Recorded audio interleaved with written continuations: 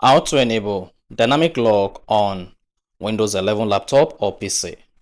So if at the end of this you found this offer informative, please don't forget to like and then subscribe. Now the first thing to do is go ahead and click on the start button, locate and click on settings.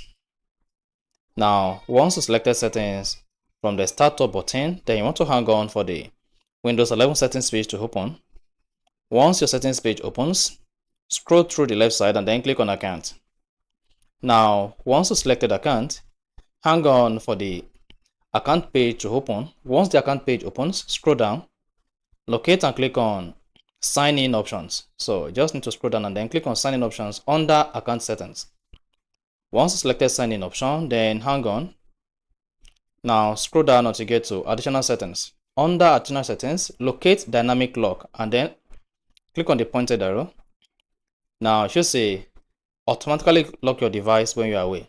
Allow Windows to lock your device automatically when you are away. So go ahead and check this and then you're good to go. So if you have any phone paired with your laptop, you will be able to lock your laptop with your phone remotely.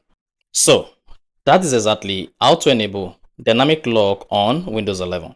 So if you found this offer informative, please don't forget to like and then subscribe.